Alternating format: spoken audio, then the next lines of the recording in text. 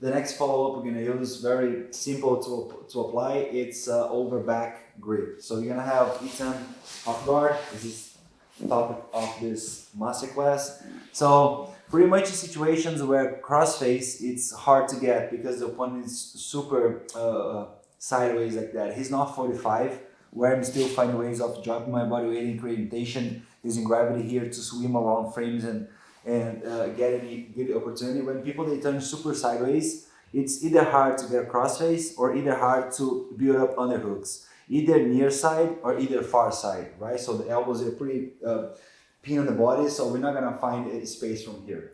So my job in situations where I see the hands protecting the face and the elbows pretty stuck in the body, it's not gonna be hard for me to start moving myself up, sliding my chest in the way I'm doing, so my head position from this situation is pretty accurate, so I'm pretty much trying to cover the chest, the far shoulder, as you guys know. So I'm always targeting the top shoulder in this situation. But now what I'm gonna do, I'm just gonna move up and then pass my elbow all the way around and find the same setup that we used before, where I have my hands all the way down on my partner's spine.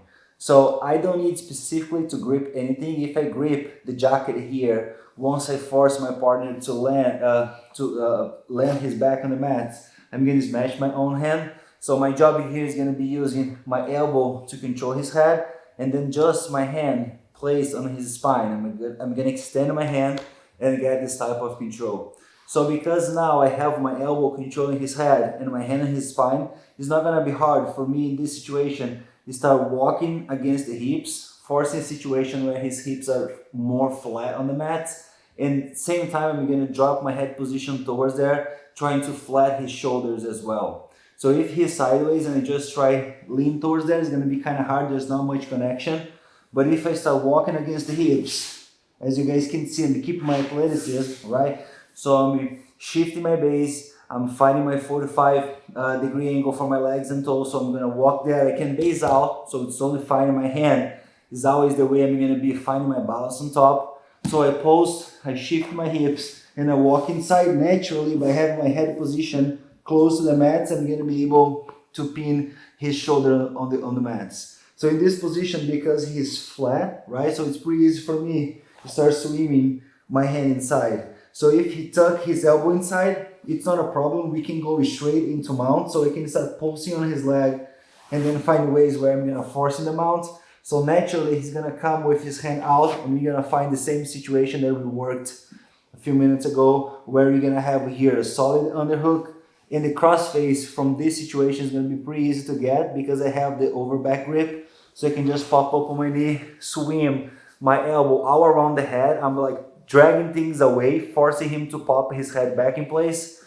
And then we're going to have here our gable set up where it's super easy to start widening his elbow and deciding about 3/4 mount, where you guys can go straight forward or just palming straight from there and then get in mount position. So those two things can happen once we flat the back. My opponent is pretty much sideways like that, so I'm trying to engage with crossface. I'm trying to walk against the hips. He's giving me a hard time. It's not difficult for me to move myself up. So my head, which is aligned to the shoulders, I'm going to change a little bit. I'm going to dislocate myself forward like that, covering the head. Elbow goes against the head and neck. My hand goes aligned to the spine, my entire arm, forearm here, and hand.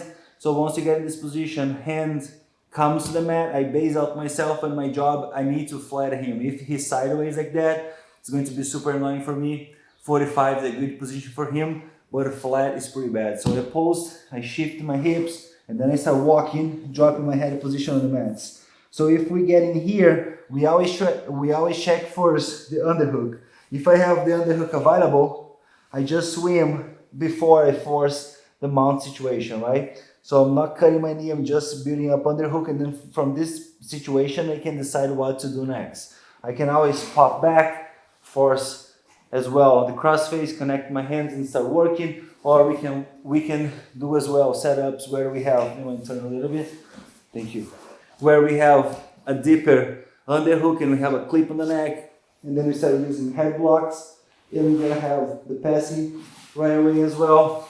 So from this position, there's only two directions. One, swim underhook, or two, again, for situations where my knee is coming out. If he doesn't react to this situation and he's still hiding his elbow, like keeping everything tight, it's not a big deal for you guys. Start forcing 3/4 mount, switching your body position like so, sitting against the legs, and then getting the same type of cross face with his body 45. But this time we have 3/4 mount, which is more powerful. You guys can get the same setup, hand against the spine, and then you can start dropping towards that direction, applying pressure, and then building up the setups we are looking for. So pretty easy. We can just use this over back grip to force force your opponent to expose underhook and then capitalize from that.